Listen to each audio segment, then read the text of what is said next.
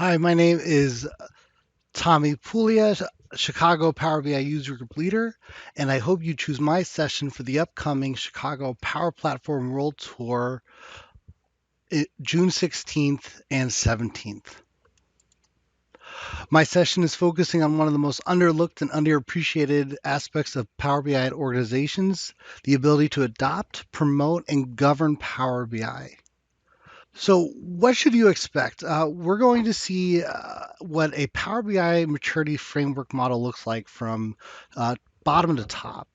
It's great that you and your company are using Power BI, and that's probably why you clicked on this link or why you're going to this conference. And most of you should be considered Power BI pros that can model and visualize data. But the hardest thing is to find resources on our great community on what does it actually mean to blueprint and adopt and allow users to rely and empower them to using Power BI in their work routines. So how do you change the behavior at a company to rely on data and make better decisions? And that's what we're going to go into what we will call a Power BI framework model, which covers the foundations of building a strategy to execute on the methodology and essential components of an adoption strategy in general. Let's call this developing a maturity statement and a few pillars to deploy and adopt Power BI.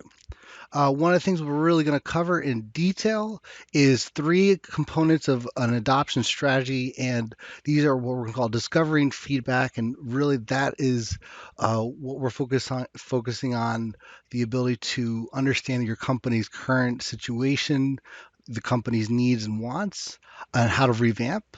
The next component is really the revamping and the building a foundation for uh, um, uh, a a solid work, blah, blah, blah. And finally, roll out and support for reporting and processes. And we'll be covering these in great details and we'll show what it looks like to begin to do this at your own company. Thanks again, and I hope to see you at the Chicago Power Platform World Tour in June, and hope you can join my session.